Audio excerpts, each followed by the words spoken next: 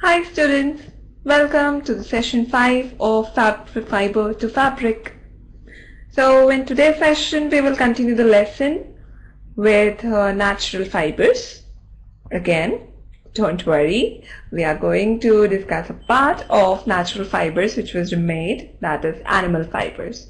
Because in the previous session we discussed about plant fibers and its uses, its importance. And in today's session, we will learn about part of natural fiber or the natural fabrics known as animal fibers. So let us start with this session and learn about it. Yes, animal fibers. As you know, students, that farmers around the world produce a wide variety of animal fibers by rearing animals, and that is why they are termed as animal fibers. So animal fibers are obtained from or may be obtained from the hair of some animals, for example wool from sheep, then cashmere goat. So wool can be obtained from sheep, cashmere goat, mohair goat, alpaca, ilma, vicuna, yak, camel and Angora rabbit. Oh, so it's so amazing that wool can be obtained from so many animals.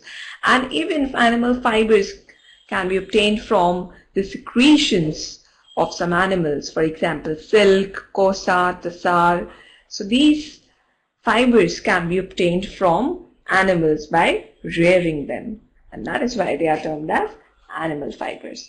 However, there is a great variation in animal fibers depending upon its production and the growing conditions. There are many chemicals that are used to contain pests and weeds. Even the chemicals are also used in processing and dyeing, which can lead to water contamination. But these all are made from the natural fibers obtained from the sources like plants or animals. But basically, as we discussed, that natural fibers are made from the natural ingredients, and that is why they are breathable, they are renewable, they are biodegradable. Biodegradable means which decompose completely by the action of microorganisms, and they are incredibly comfortable for human skin. And that is why these are considered to be the natural fabrics. Right, so do you remember the flow chart which we studied in the previous sessions? In the types of fabrics, that they are classified into 3 types. The first one is natural fabrics, then synthetic fabrics and blended fabrics. So natural fabrics are divided into 2 out of which is animal fibers. So now let us discuss about the animal fibers, what we can obtain from the animal fibers. Yes, the first one is wool. Students, wool is obtained from the hair which is present on the body of the animals like sheep, goat, etc. And the process of removing hair from these animals is called as shearing. As you can see in this picture, that a man is removing hair from sheep. So this process of removing hair from the animals like sheep, goat, etc. is called shearing. So basically what is done to obtain wool? The wool is processed to make yarn which can be either weaved or it can be knitted to make woolen clothes. Do you remember the process of weaving and knitting? Yes. Weaving is a process of making a fabric using 2 sets of yarns, and it is done on the devices like looms, and it is actually the fabric made on the hand loom is not very long, but when it is made on a large scale, it is made on power looms. So this fabric can be obtained by weaving process or it can be obtained by knitting process. Knitting is the process of making a fabric using only 1 yarn. That means it can be done by hands or long knitting needles or also by machines. And knitted fabric is comparatively thicker than the weaved fabric. So basically, this wool is processed to make yarn, which can be either weaved or knitted to make woolen clothes, which we wear in which season? Yes, winter season. Right, so woolen fibers retain a lot of air between them, because of which they are so fluffy. When you wear a sweater, it feels so fluffy in comparison to the cotton clothes which we wear, right? And the jackets which we wear, right? So they also trap the body heat so that they are good to wear in winters. And that is why we wear woolen cloths in winter, because they trap the body heat. And you will be very amazed to know that Australia is the biggest producer of wool. So how amazing it is, right? So this was a brief note on wool. Now let us discuss about another important animal fiber. Yes, silk. Silk is a natural protein fiber which is obtained from a protective covering called cocoon. What it is called as? Cocoon, which is made by silkworm around itself. So cocoon is actually present. It is a protective covering which is made by a silkworm around itself. Means silkworm protects itself by making a protective covering called cocoon, and we use this cocoon to obtain a natural protein fiber known as silk.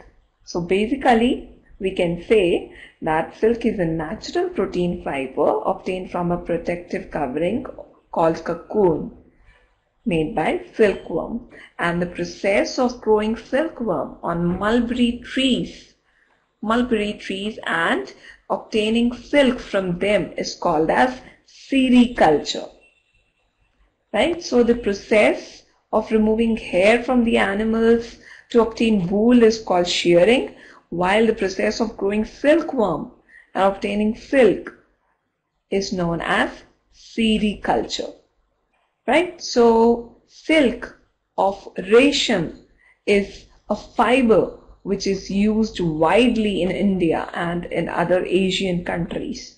And you will be very amazed to know that China, Japan, Thailand, they are the main producers of silk.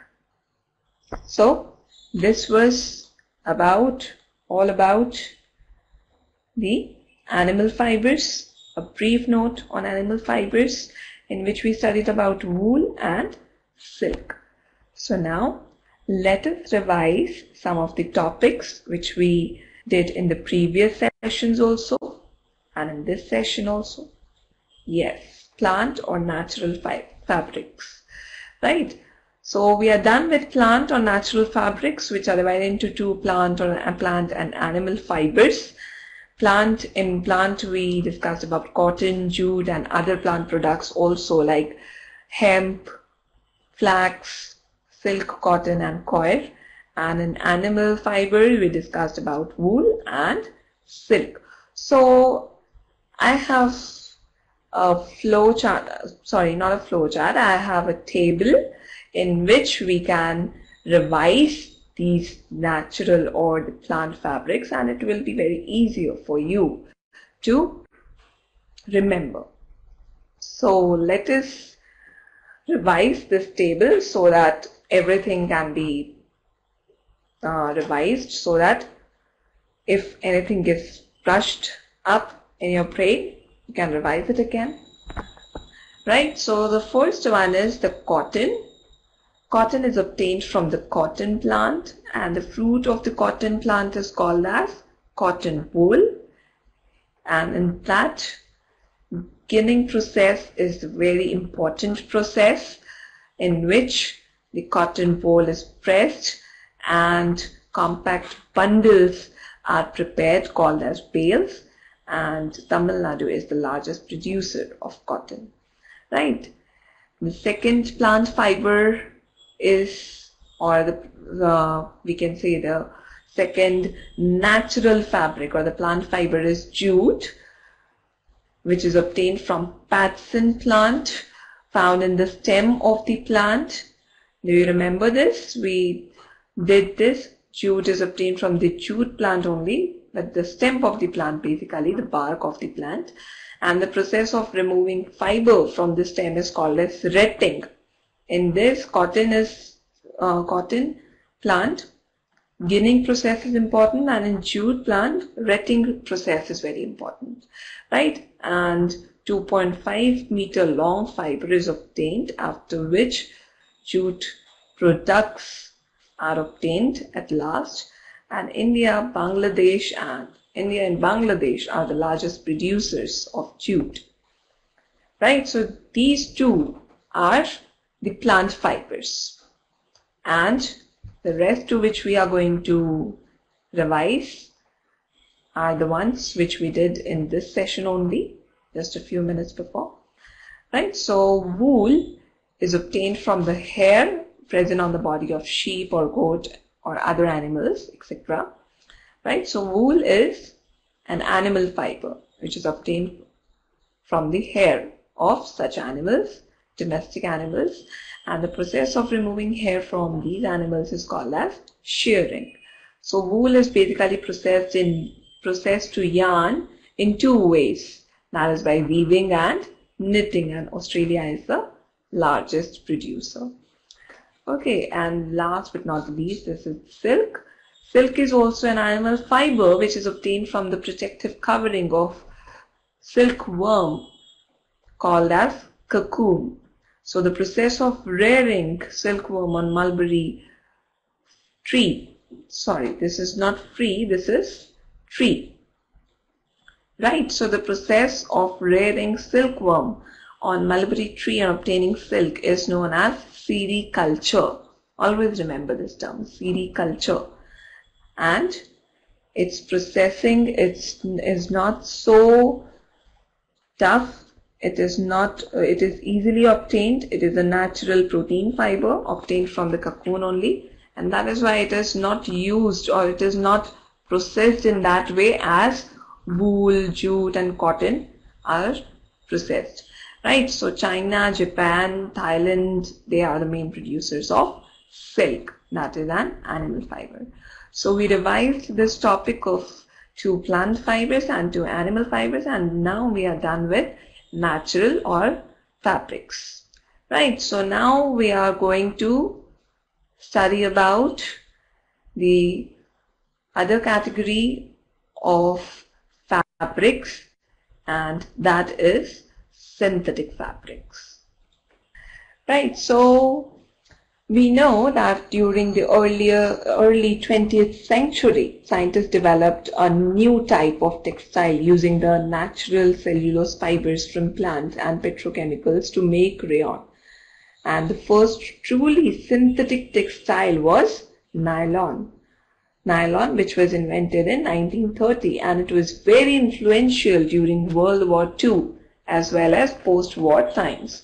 So today synthetic fibers are being developed based on their use, and this type of textile is incredibly important in high tensile strength rope, and even for the multi-climate suits, for preparing multi-climate suits for soldiers, which transfer from one place to another place in few months only, right? So synthetic fibers are also called as the man-made synthetic fibers, or the synthetic fabrics are also called as the man-made fabrics, because they are made by man. They are made by human beings, right? So how can we define it? Yes, synthetic fibers, or we can say as synthetic fibers, are used for making synthetic fabrics which are chemically made in factories, and they are much cheaper than natural fabrics. For example, nylon, rayon, terylene, polyester, etc. Even synthetic fibers are strong, and that too of uniform thickness, and they are very smooth, but they are not so flexible They are not so comfortable, but then too they are strong and of uniform thickness, and one important property that it is very smooth. So synthetic fabrics do not have much space between their fibers as natural fibers have or natural fabrics have, and therefore they do not allow the air to pass through them easily as the natural fabrics do. Right? So basically, because of these properties, and they are not naturally prepared, they are non-biodegradable. Now, as we know that